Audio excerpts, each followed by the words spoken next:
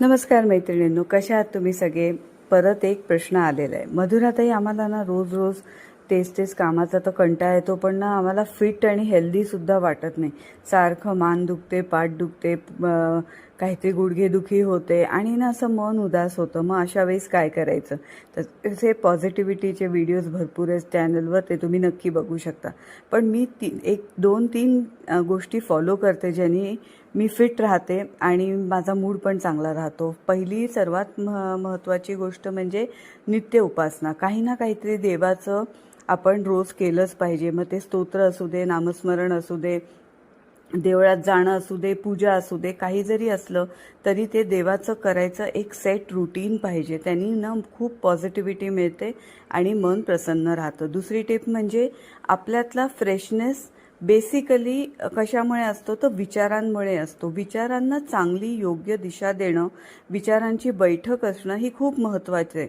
आपले विचार चांगले आहेत का नाही, सकारात्मक आहेत का नाही, आपल्या माइंडला डिक्लटर करणं, काही जुन्या गोष्टी झालेल्या त्या लेट गो करणं, कोणाशी तरी मनमोकळेपणे बोलून त्या विचारांना चांगली दिशा देणं. असं जर का तुम्ही केलं तर तुमच्या लक्षात येईल की ओव्हरऑल तुमची फिजिकल आणि मेंटल हेल्थ खूप चांगली राहील. विचारांमुळे माणूस घडतो, विचारांमुळे माणूस तुटतो. जर आपण नेगेटिव्ह विचार करत बसलो आणि आपल्या विचारांना चांगली सकारात्मक दिशा दिली नाही तर आपल्याला व्याधी लागतात आणि मन खचल्यासारखं होतं. तिसरी महत्त्वाची गोष्ट म्हणजे व्यायाम. खूप महत्त्वाची गोष्ट आहे, जी आपल्या माइंडसेटवर खूप अफेक्ट करते, आपल्या हेल्थवर अफेक्ट करते. आपण डेली काही ना काही व्यायाम करायलाच पाहिजे.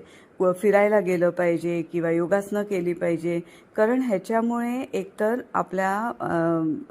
आपल्यामधली जी एनर्जी आहे ती वाढते, फ्रेश वाटतं, अंगदुखी असं जे बॉडी एक सतत होत राहतं ते कमी राहतं. काही नाही तर फ्रेश हवेत सकाळी किंवा संध्याकाळी थोडा वेळ तरी चालायला गेलंच पाहिजे.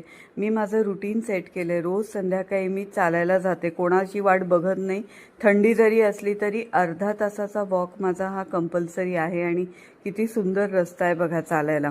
सो ही एक महत्त्वाची गोष्ट. आणि चौथी गोष्ट म्हणजे आवडीने खाल्लं पाहिजे. आपण ना आजकाल आपल्या आवडीचं खात नाही. आपल्याला जे जे आवडतं ना ते खाल्लं पाहिजे. खाल्ल्यामुळे ना मूड एकदम फ्रेश होतो. आम्ही पण रोज काही ना काहीतरी जसं जमेल तसं पदार्थ काहीतरी बनवतो. बेतात खायचं, कमी प्रमाणात खायचं, पण आपल्या आवडीचं घरी केलेलं मस्त खायला पाहिजे. रेस्टॉरंटमध्ये खातोच आपण, पण कधी कधी घरी केलं ना की त्याचा काही त्रास होत नाही. चेंज म्हणून कधीतरी हॉटेलिंग मी पण करते. पण ह्या 4 गोष्टी नक्की